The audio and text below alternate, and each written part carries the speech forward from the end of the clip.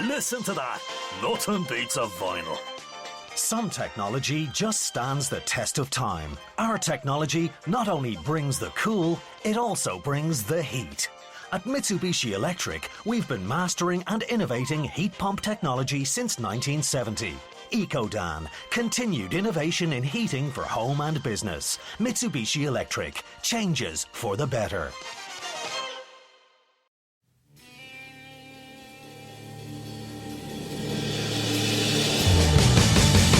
You have the right to remain silent.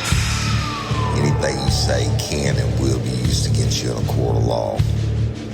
You have a right to an attorney prior to and during any question.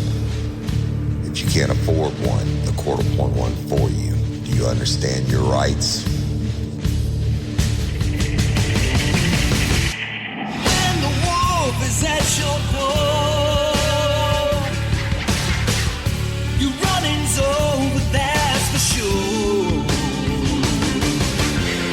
He already knows all about you. Cut you down, no matter by you. Now you better walk the line. Real life, real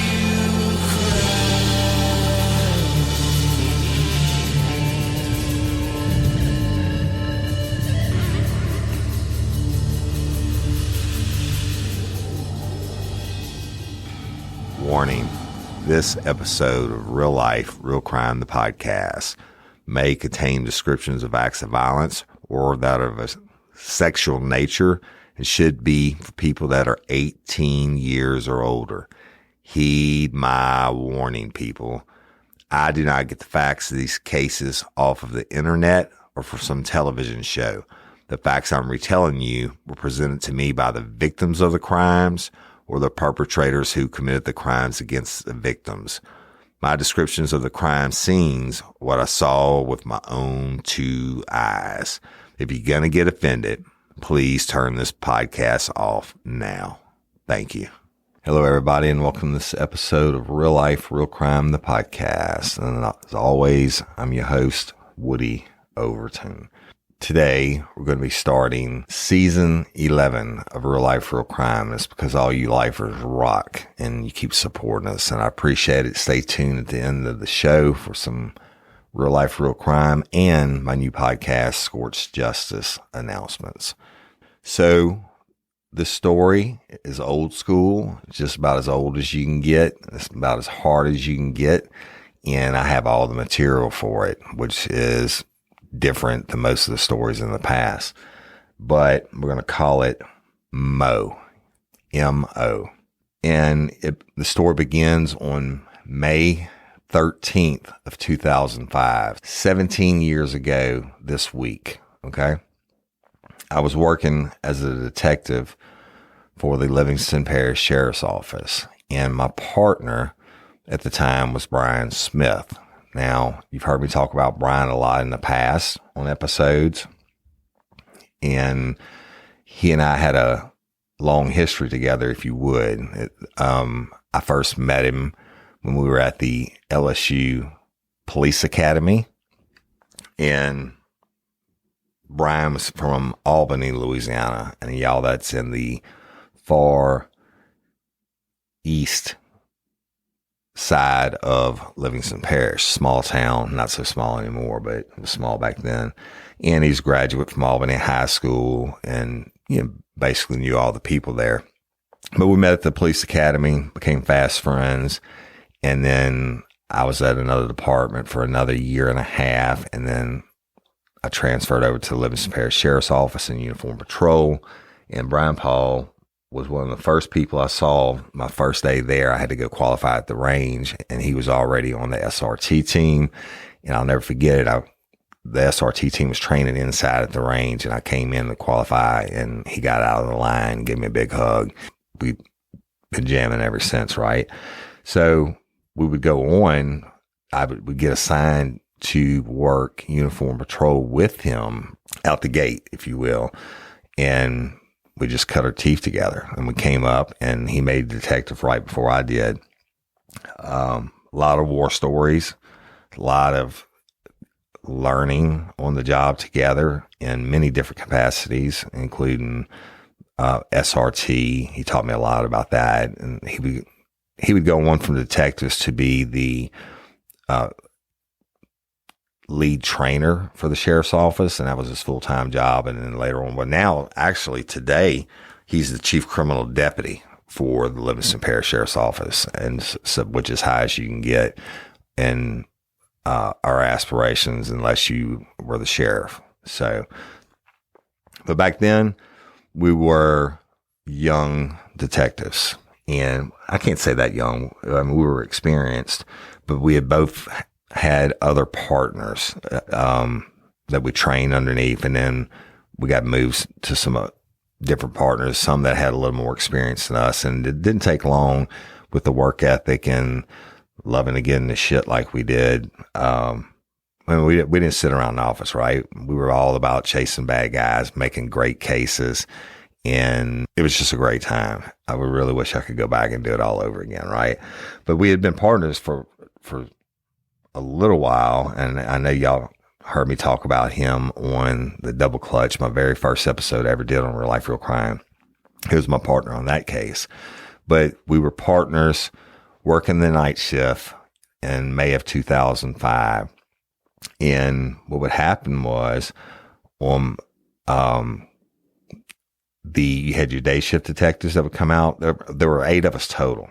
Day shift detectives would come out. 6 of them would work days, and then they would work from like 8 to 4. And your night shift detectives would come out at 2:00. Okay. And one of you would work from like 2 to 10, and the other one would cover or be on call, if you were. You'd both go in at 10. Would you take turns on who would be on call? Like if something happened, detective worthy, if you will, and you would go out. Now, Brian and I had an agreement that, and we were experienced enough that unless it was a homicide or something, major, like a rape or whatever, a major case, if he had the night shift part, he wouldn't call me out. If I had the night shift part, we're covering for each other, I wouldn't call him out. But on this case, at 4:00 in the morning, Brian Paul got a page from the radio room to call him. And he called them, and they said, "Look, we got a shooting on Ed Brown Road, and 2 people are down." So Brian Paul tells him to page me, and I get the page. I call him. He said, "We got a roll hoss." He says, "It's the real deal. We got 2 down. Probably at least 1 deceased." Now, I lived on the far other side of the parish, as far as you could get. I lived up in Watson. So it would take me about 35, 40 minutes to get there, no matter how fast I drove. Meanwhile, units had already responded to the scene, and by the time I made it to my car, listening to the radio, I heard Brian Paul say he was 1097 on the scene. So he had to, now he lived in Albany, not 10 minutes away from where the shooting happened, but he had to get up and get dressed and roll out. So I hear him go 1097 on the scene, and they 1033 tack 2, which means nobody could talk, until he cleared it. And then took him a couple minutes, and he came back. He said, "You can clear tack 2, send in medical. We've got 1 deceased and 1 that's shot." Right. So I called him, and he said, "Man, you got to get here. It's a bad one." And come to Ed Brown and, right by Drake Road. Now, I'm going to give y'all some geographical history on this. Ed Brown Road runs from Livingston Parish directly into Tangipahoa Parish. But to get to it, you had to go to our old stomping grounds, and which is off of North Cafe Line Road. Now, if you go to Albany, or if you're going east on 190, which splits the whole Livingston Parish from East Baton Rouge to Tangipahoa. The last road on the left, you had to take a left, go over the railroad tracks, and it's a long straight road. Okay, that's North Cafe Line. But it's really rural. When you cross the railroad tracks, immediately there's some houses, like 4 houses on the right, and then on the left, you come to what they call E-Tops. It was this big bar that mainly did all their business on Sunday nights. All the blacks would come in from all different colleges from 3 states, and just, it was a shit show every Sunday night with, 1,000 cars and all that. But that's a story for another day. But you keep going straight down Cafe Line Road, and there's a couple of houses, but mostly it's like cow pastures and shit. But then when you get about halfway down, you start passing up trailers on your right and a few houses on the left, and then you hit what we call the settlement, for a lack of a better term. And it was an all-black neighborhood, one of the only 2 on the east side of the parish. When you come into that neighborhood, you start passing up the trails on the right, and on North Cafe Line, the only first right is Ed Brown Road.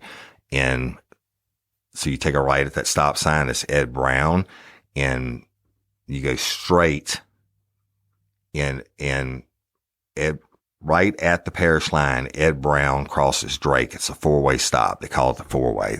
In the hood, they call it the 4-way. And that is the absolute most known drug area on that side of the parish. Now, I'd say 50% of my foot pursuits and car chases and drug arrests, I've had pistols pulled on me there. All that happened right there in that hood, if you will. And I'm not being racist. I'm just telling you the story.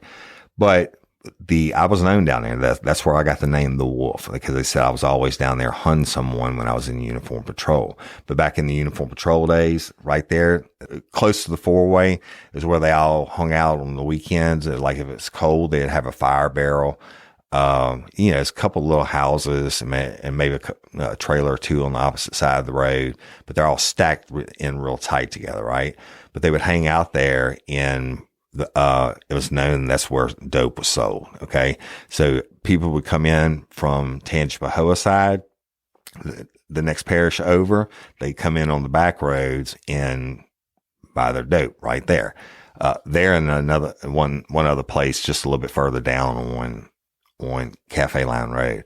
But back in the day, I mean, it was known if you go down there after 11 o'clock at night, especially on a weekend, and it was reverse profiling, if you will. If you saw a white person coming through there, you knew their ass was buying crack. And this is what I'm talking about, my uniform patrol days before meth took over, but you knew they were buying crack, right? And you develop probable cause to stop them, and the shit show would start from there.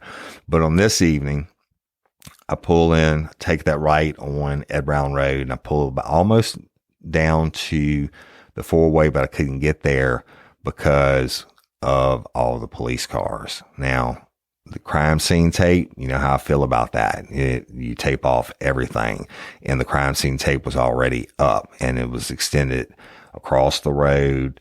The shooting happened on the left.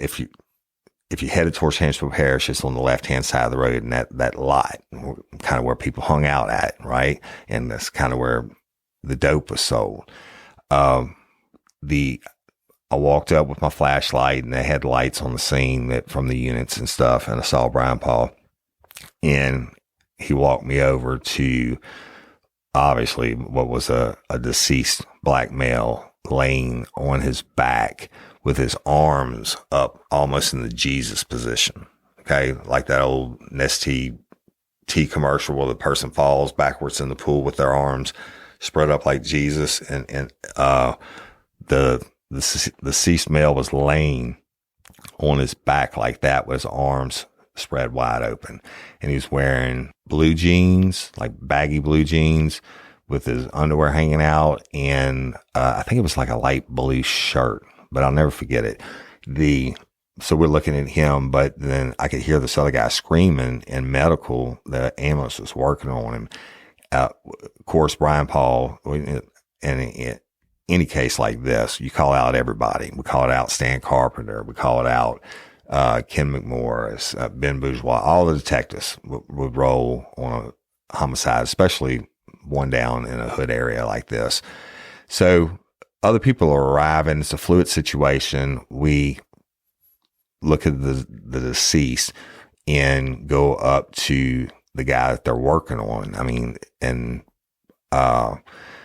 he was like, man, they fucking shot me, man. They fucking shot me. He fucking shot me. And he's screaming, and he had a big ass hole in his leg. I can tell you that. But they were lifting him up by the time I got there and wheeling him into the ambulance, and they would take him to North Oaks Hospital in Hammond, Louisiana, which was the closest hospital. Brian Paul was able to get his name before he left. It was Christopher Belazar, black male, early 20s. And he told me, so, he said, Belazar told me that he was standing here with the victim, the deceased, and he said 2 black males ran up on him and armed robbed him. And he said that then for no reason at all, they started shooting. And he said when they started shooting, they ran. He said he thinks that the victim, whose name was Shun, S-H-U-N, Alberts, he said Shun went down immediately. He said, but the guy kept shooting and shot Belazar in the leg as he was running away from him. And Belazar ran into this little home that's right there. I think the lady's name was Sandra Allen. He didn't live there. He lived up in Independence, which is about 15 miles away from this location, north. He didn't know this lady. He just ran straight through her front door, and into the house bleeding. And we walked the trail. We're photographing it all and everything. And he busted open the door. Hey, y'all, let me tell you about Gobble. All Gobble meal kits are pre-prepped. That means less work for you and less waste in your kitchen. Their meal kits include everything you need so you can save time at the store or just skip that trip entirely. I got the box in and I had 3 different meals. I had a Kung Pao chicken, crispy fish tacos, and a beef bourguignon, however you say it. But let me tell you about the classic beef bourguignon. Look, it came with beef pot roast and a beef broth concentrate, red wine demi-glace, cremini mushrooms, cipollone onions, mashed potatoes, baby carrots, and rosemary thyme butter. It was so easy to make. Literally like 15 minutes it took Cindy. And let me tell you something, and all the dishes were fire, but this thing was like a taste explosion in my mouth. It's just unreal. We got to spend more time together and more time doing the things we love because everything came in this one single box right to my door. So see what a difference Gobble will make for your household. Right now, they're offering my listeners a fantastic limited time deal. You get $120 off across 4 boxes plus free shipping and free cookies. And let me tell you, those cookies, I ate one that was sin-baked and it was delicious. Go to gobble.com/reallife. That's GOBBLE.com/real-life for $120 off your first 4 boxes. This offer is not available on the home site, so don't miss out. This is genius. It's taste explosions in your mouth like you never had. Hey ladies, are you feeling overwhelmed by hormonal changes? Well, you're definitely not alone. There are more than 1,000 hormone disruptors living in our environment right now. It's in your food, your water, the air you breathe, the clothes you wear, your skincare products. They all mess with your hormones. Then there's the natural hormone changes your body goes through, premenopause, menopause. And while it's a natural process, it doesn't mean you have to suffer through it. The good news is you don't have to suffer through it anymore because now you have hormone harmony, a formula made only with herbal ingredients that are shown to reduce hormonal symptoms in women of all ages. Hormone Harmony is not just a hormone support and supplement, it's become a phenomenon. Women can't stop talking about it on social media. A bottle of Hormone Harmony is sold every 24 seconds. And the biggest benefit? Well, my wife says it makes her feel like her own self again. And that's what women mention over and over in the reviews. And there are over 30,000 reviews for Hormone Harmony. And for a limited time, you can get 15% off your entire first order at happymammoth.com. Just use code RLRC at checkout. That's happymammoth.com and use code RLRC for 15% off today. That's happymammoth.com and use code RLRC. And Sandra Allen woke up and he was like, hey, call 911. I've been shot. And my buddy's dead. So she had actually was the one that called 911. And we talked to her and she said, it's exactly like that, right? She said, I heard gunshots, plural, a lot of them. And then the next thing I know, somebody's running through my door telling me to call 911. She said I was scared. She didn't say shit. She said I was scared. And this guy's bleeding all over my floor and he's laying there saying they shot me. And Sean is dead. Hey, y'all, it's definitely getting a little bit warmer outside, right? And who needs to spend time in the kitchen or in the grocery store? Well, you could save time with Factor. Factor can help you spend less time at home, in the kitchen, and more time enjoying your outdoor activities that you love, with no cooking, grocery shopping, or dishes. Plus the perfect health-conscious grab-and-go add-ons like smoothies and juices. Luckily, I don't have to meal plan or prep, and I can still eat well now that I leave my meals to Factor. Y'all, I have one of these smoothies every single morning. They're delicious. Factor makes it easy for me to eat clean 24/7 with fresh, never frozen prepared meals that are so delicious you wouldn't believe they're actually good for you. Feel good for summer? Choose from Factor's Calorie Smart and Keto options with built-in portion control as a great tool to help you get fit for summer. Factor offers over 30 meals per week where you can choose from a variety of new meals every week. On top of that, Factor gives you the option to change it up and select any plan size between 4 to 18 meals a week. Busy schedule for both lunch and dinner? No worries. Add an extra 2, 3, or even 4 meals to your order. Factor saves me time by delivering chef-crafted meals to my doorstep, eliminating the hassle of grocery shopping and meal prep, not to mention cleanup. No dishes to wash at all, y'all. Each Factor meal arrives pre-prepared and ready to eat in 2 minutes. That's even faster than ordering in or going through a drive-thru. Factor tackles the tough stuff, so I don't have to. Their registered dietitians and expert chefs work hand in hand to create meals with nutritious ingredients. Factor even knows my preferences. They offer vegan, veggie meals, keto meals, low-calorie options, cold-pressed juices, smoothies, energy bites, plant-based bars, extra protein, veggie sides, and more to keep me fueled and focused all day long. Head to go.factor75.com/RLRC120 and use code RLRC120 to get $120 off. That's code RLRC120 at go.factor75.com/RLRC120 for $120 off.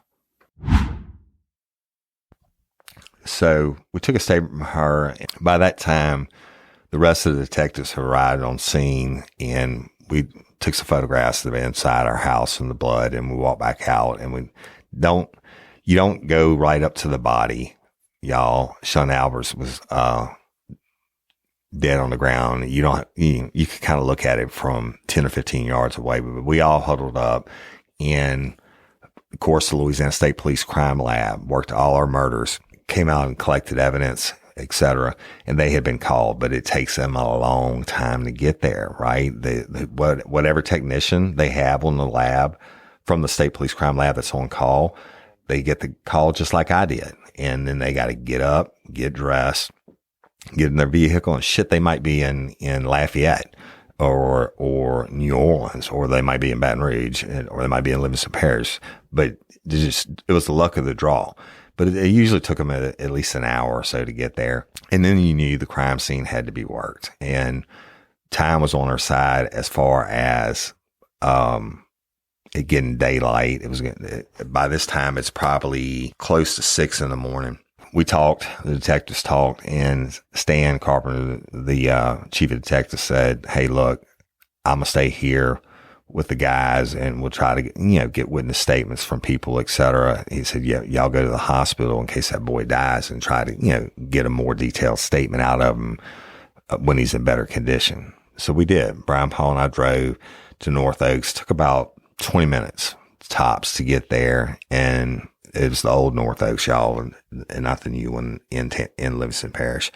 So we get there, we badge our way in to the emergency room, as we had so many times before. Anytime anything major happened on the east side of the parish and you're a detective, shit, you were at North Oaks Hospital. That's just the way it was. And we knew a lot of the people that worked there. And the charge doctor, I had become acquainted with him when we came in. He was actually coming out of the room, and I told him, he's like, "I guess y'all here for the shooting victim?" And I said, "Yes, sir. And how you doing, et cetera." And he said he's going to make it. He said he's going to be fine. And he said, I don't know if we're going to have to do surgery or not. We're waiting on the x-ray, blah, blah, blah, whatever. He said, "But y'all can go in and talk to him." So we go in, and he's laying in the bed, stripped naked.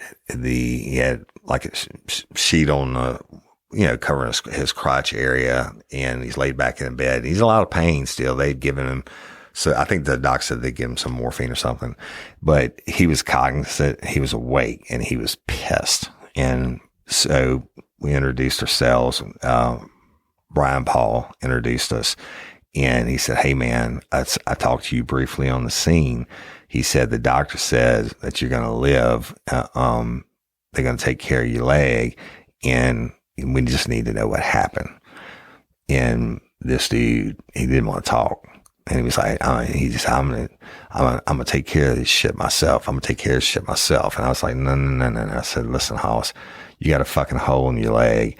If you go and do some street justice bullshit, you're liable to catch a hole in your head." I said, "Just tell us what happened and let us do what we do." And he was crying. I think his girlfriend was there in the room also. He came around to it. I mean, he was scared, he was mad, he's upset, but he told us, he said, "Listen," he said, "this is some bullshit." He said, "I was standing in the lot right there, y'all. Well, I told you that. By Ed Brown and Drake." And he said, "Me and Shun, S-H-U-N, me and Shun were hanging out, and I saw this vehicle a dark colored vehicle come rolling past us from Tangipahoa Harris." He said it was dark colored, kind of went by slow, but not too slow. And it was headed towards North Cafe Line Road. And he said, "We were just hanging out in the lot bullshitting." Well, I know what he was doing, right? Selling dope. He said, "But Shun and I were just hanging out bullshitting." And he said, "Then I saw the vehicle come back by and head towards the four-way," which is not even a tenth of a mile, y'all. That's that intersection I told you, Ed Brown and Drake. Half of Drake Road was Tangipahoa Parish, and the western half was Livingston Parish. He said the vehicle passed back by, and he said that within a minute or two, he said the N-word. He said these two ends rolled up on us. He said they were dressed in black. He said, one of them was a dark skinned dude and the other one was more light complected.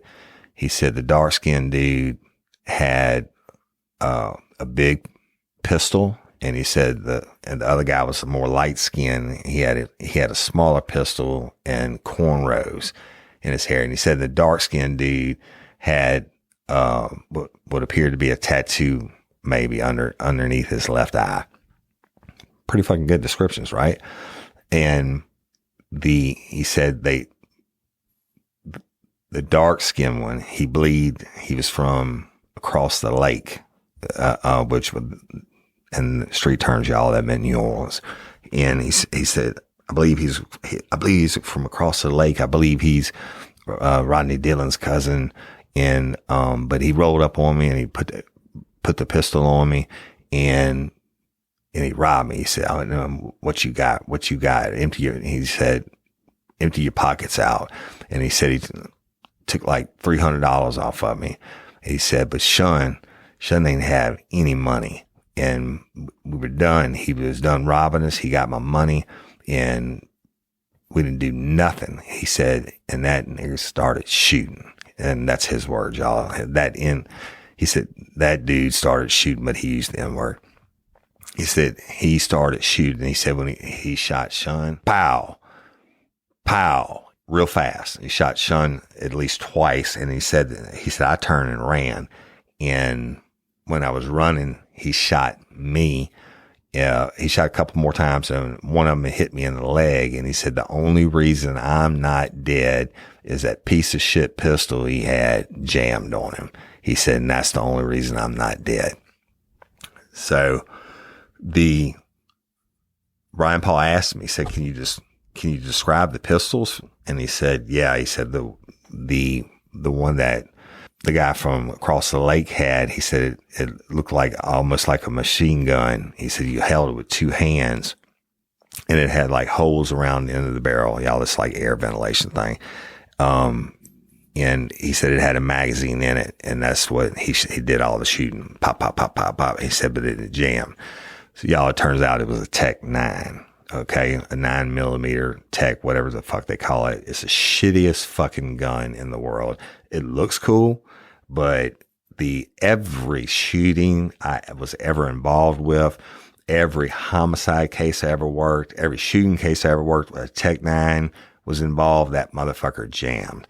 And if it had not jammed and been a piece of shit, Christopher Belazar would have been dead as fuck, and he wouldn't have been talking to us. And he said the other one was a smaller, semi-automatic pistol like the ones that we carried. So when he told us who he thought it was, he said, I've seen that dude around. He's, with Rodney Dillon before, and he said, I've seen him and I know he's from across the lake. And he said he didn't have to kill him, and he didn't have to kill Sean. He said, I gave him all my money. Sean didn't have a penny, and he was upset and he's pissed off. And I get that, right? But so we talked to him. We took the recorded statement from him and everything just in case he died.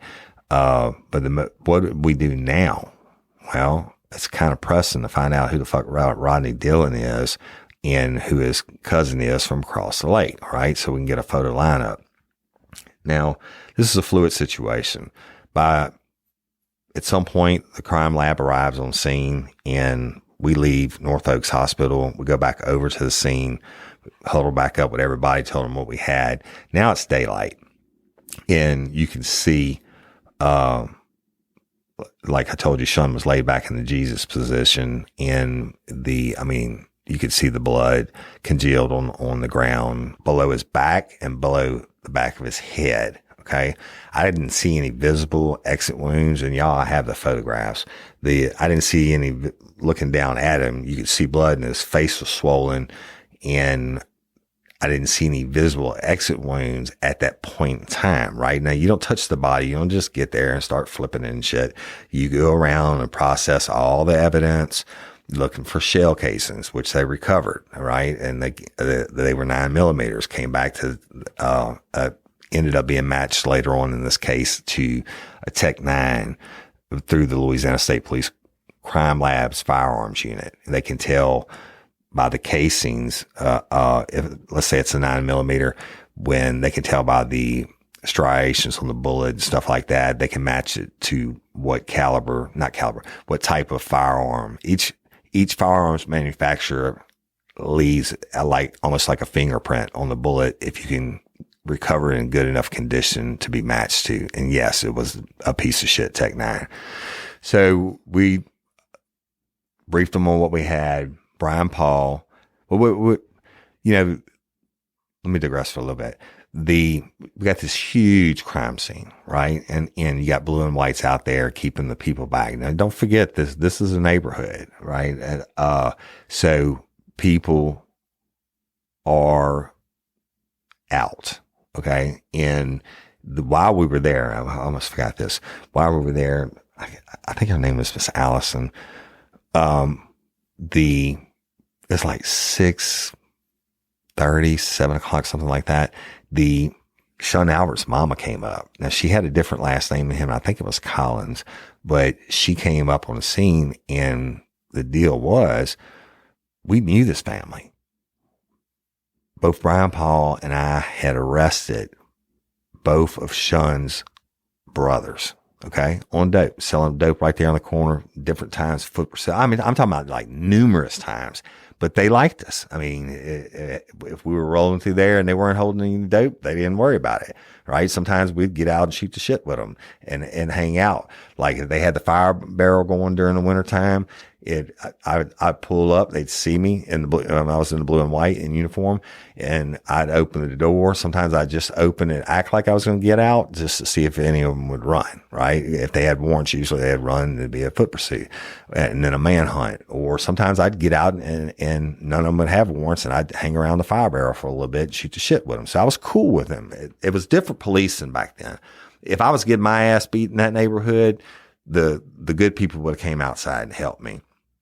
And even the bad guys, if you will, the dope dealers, it was just a way of life. And they didn't have any animosity towards us. If you got into a foot pursuit with one of them and you got them and you got the dope on them, they didn't throw it, or they threw it and you recovered or whatever, you took them to jail. By the time you got done booking with them, you were cool, right? See you next time, cuz, right? So, and the streets talk, right? SCREETS. That's what they say down there. But we had arrested, and we had talked about this on the way to the hospital and back. Brian Paul's like, fuck, you know who that is? He said, it's Monkey and his brother. And I was like, really? And he said, I said, I've never seen him. He said, me either. He said, he's a good kid. I think he goes to college. He said, he's the only one in the fucking family who hadn't been arrested. I said, well, fuck, he's out here at 4 o'clock in the morning. If he wasn't slinging dope, then he was with somebody who was. He said, you're right. And he said, might have been wrong place, wrong time. But the mama comes up, and we knew her and had dealt with her before. And it's one of the hardest things in law enforcement when you have to tell a mother or a father or a family member that, yes, that body over there on the ground is your son. But we took her to the side and reintroduced ourselves, and she sparked something uncommon this holiday with just the right gift from Uncommon Goods. The busy holiday season is here, and Uncommon Goods makes it less stressful with incredible hand-picked gifts for everyone on your list, all in one spot. Gifts to spark joy, wonder, delight, and that's exactly what I wanted feeling. Hey, y'all, I ordered a super cool piece. It's a candle with a sculpture of LSU's Tiger Stadium on top of it. And each officially licensed laser cut wooden replica features up to 4 layers of detail, creating a bird's eye view of a specific football field, seating section, and more. And every label includes your stadium's name, the team's logo, and school location. And it has a coconut, soy, vegan wax infused with sandalwood smell that creates tailgates and touchdown scent profile, reminiscent of game day. It's invigorating like fresh cut grass and nostalgic like smoke from a pre-game grill, and calming like the crisp autumn air of a new semester on campus. Y'all, I love it. I have it at the base of my TV, and I'm ready to watch the Tigers play on Saturday night, right? Uncommon Goods. Look, when you shop at Uncommon Goods, you're supporting artists and small independent businesses. And many of their handcrafted products are made in small batches. So shop now before they sell out this holiday season. Uncommon Goods looks for products that are high quality, unique, and often handmade or made in the U.S. They have the most meaningful, out of the ordinary gifts anywhere. They even have gifts you can personalize. From holiday hosts and hostess gift to the coolest finds for kids to hits for everyone from the book lovers to diehard sports fans. Uncommon Goods has something for everyone, not the same old selections you can just find anywhere. And with every purchase you make at Uncommon Goods, they give $1 to a nonprofit partner of your choice. They've donated more than $3 million to date. So to get 15% off your next gift, go to uncommongoods.com/RLRC. That's uncommongoods.com/RLRC for 15% off. Don't miss out on this limited time offer. Uncommon Goods, we're all out of the ordinary. He's crying and carrying on. No, please tell me it's not my baby. Please tell me it's not my baby. And I just hugged her up like in a bear hug. And she was flailing her arms. And then the two brothers ended up coming up after we had told her. I told her, I said, I'm sorry. He's dead. I said, he's not coming back. And just held her. The human side of policing that you don't get to see, right? And the crying and somebody had gone and woke her up and told her. Now she lived, down Drake Road back in the corner that's where their house was, the trailer was. And I know that's because I'd done foot pursuits to her house before, but so I tell her and then the boys show up and told them, and they were mad and crying and carrying on. They're like, Wolf, what is bullshit, man? And Brian went to school with the older ones, right? I mean, graduated from high school, I think, with some of them. But so then we told them, we went back to the other place and sat down and said, hey, this is it. He's not coming home. We're going to do everything we can to work this case and to get justice for Sean, right?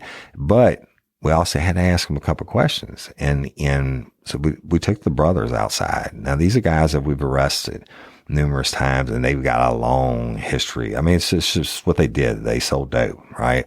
And we talked to them straight up. Said, hey, man, what the fuck? What is Sean doing out there at 4 a.m? They said, Wolf, he ain't supposed to be there. He's the only one out of us that's any good. And they, of course, they're crying and they're mad and they want revenge. And they're like, I'm going to find out who did. I'm going to kill that motherfucker. I said, no, you're going to let us do our job and we're going to get him. Right. And I said, but what is he doing? And they said, man, I don't know. I don't know what he was doing there at 4 a.m, but he wasn't supposed to be there. He said, all these years we stood on that corner and sold dope. All these years we never got murdered.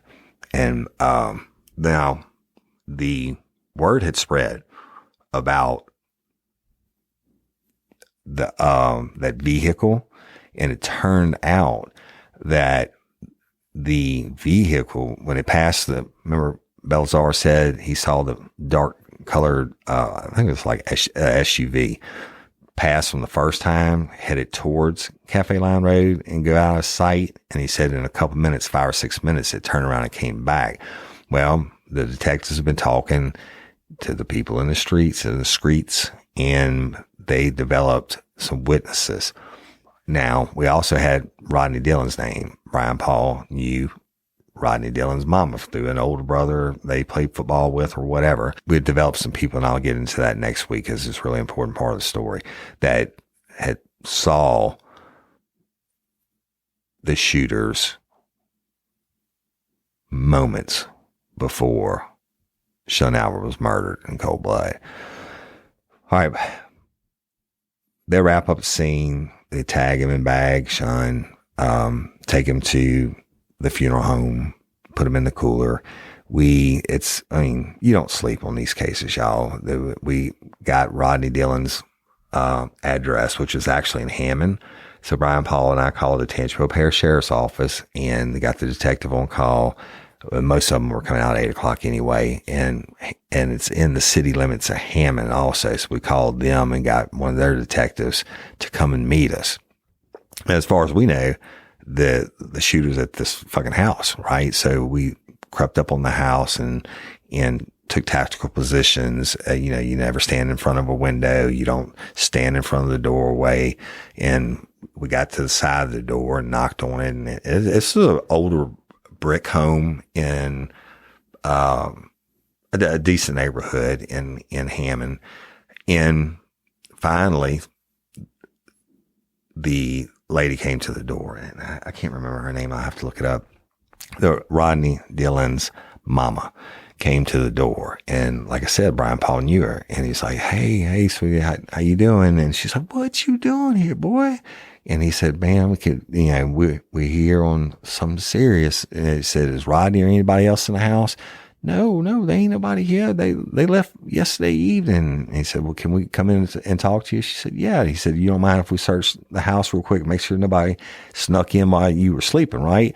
Because she was in her house robe.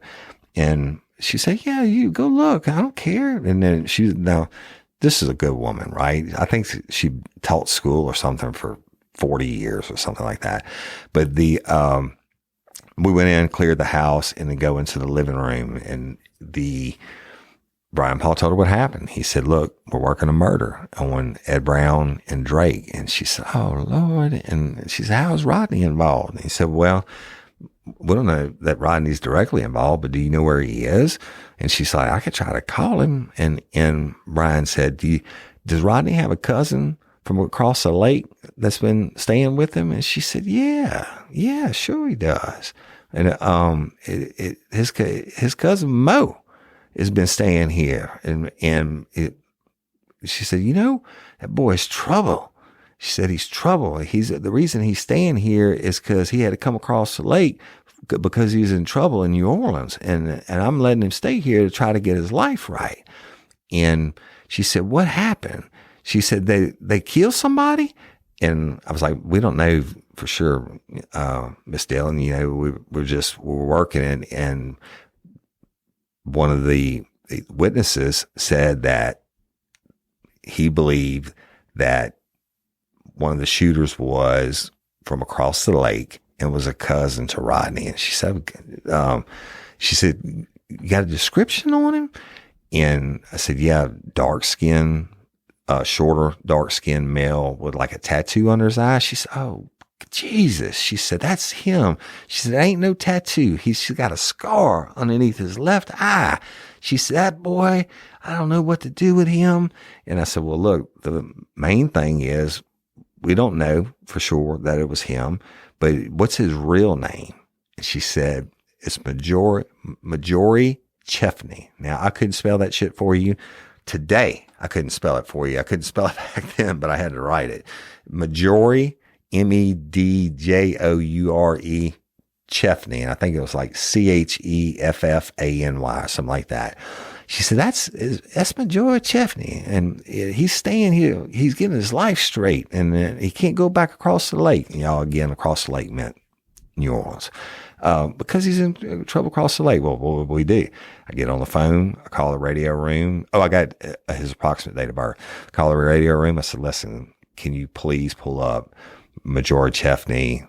I had her spell it for me, and gave the approximate date of birth, and boom, immediately. He's wanted out in New Orleans.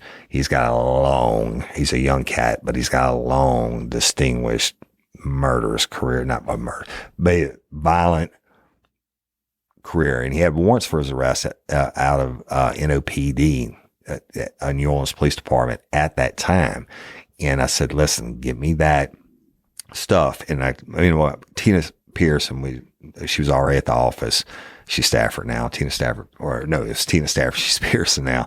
Tina Stafford Pearson, I called her with the information, and I said, get us a lineup. And so she did. And we talked to we got the phone numbers, tried to call Rodney. He didn't answer. Tried to call whatever other numbers that she had for us. And Miss Dillon, she was a sweetheart. She cooperated 1000%. And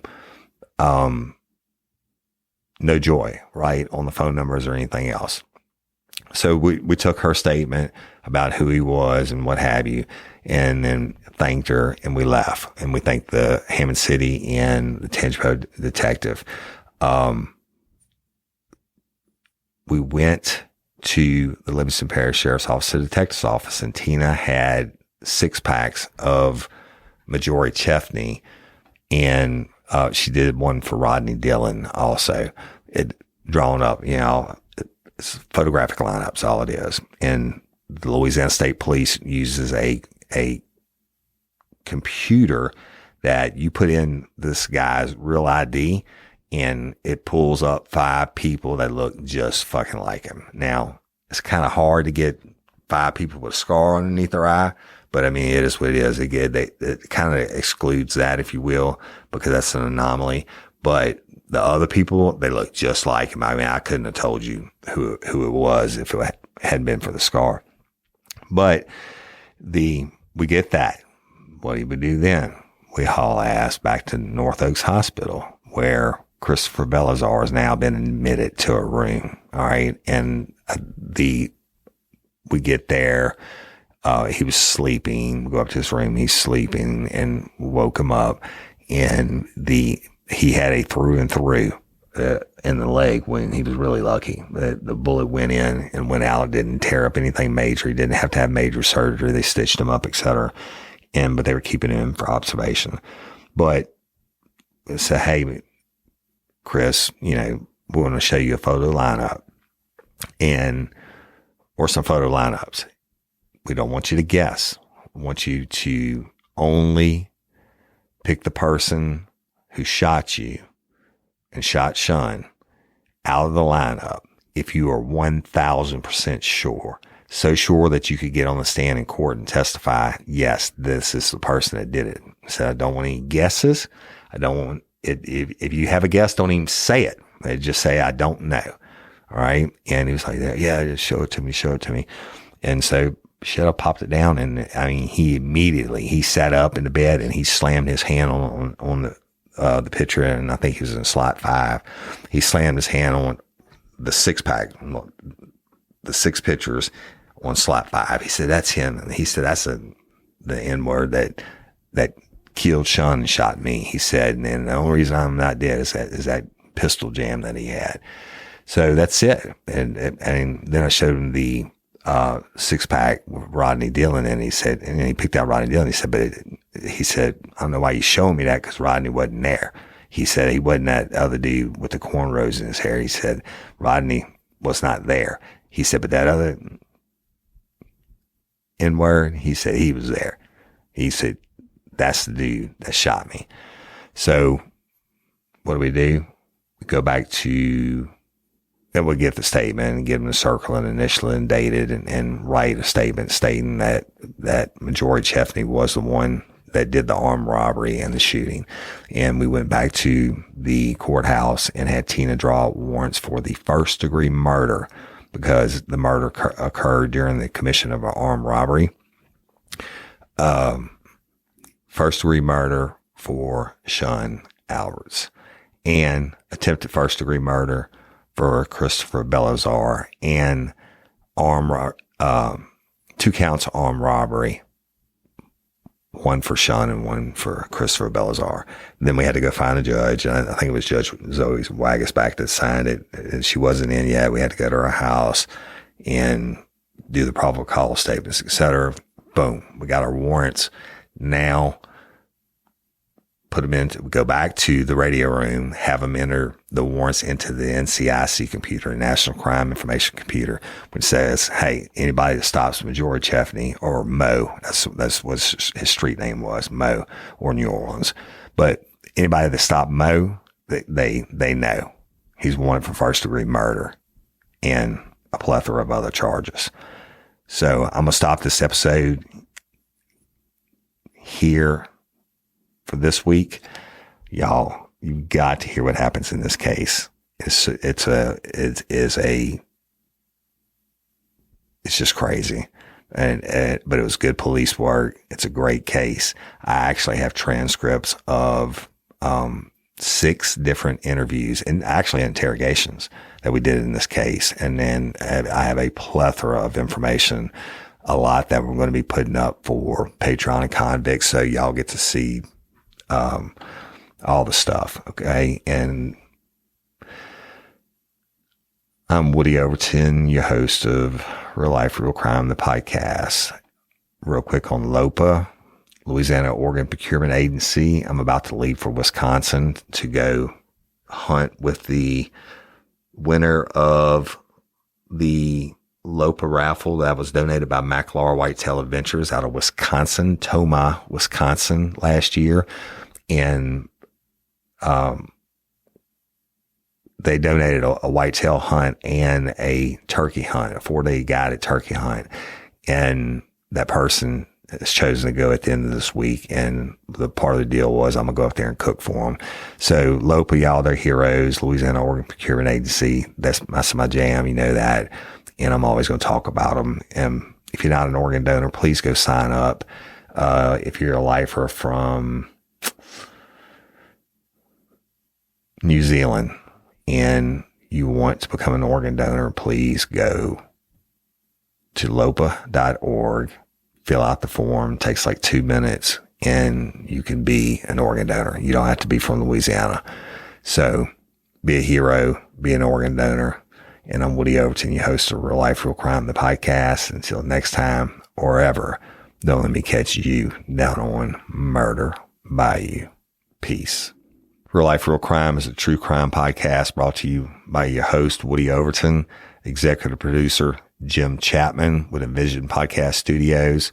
Your music is provided by Chase Tyler and the Chase Tyler Band. Follow me on Instagram at Real Life, Real Crime or at Overton Woody. Check out our numerous social media pages. Also, go to the App Store and download our free Real Life, Real Crime community app, which contains all things real life, real crime and true crime and uncensored and run by me.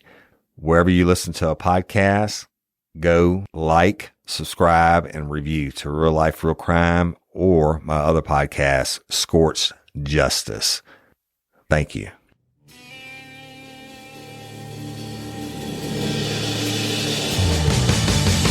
You have the right to remain silent. Anything you say can and will be used against you in a court of law. You have a right to an attorney prior to or during any question. If you can't afford one, the court will appoint one for you. Do you understand your rights?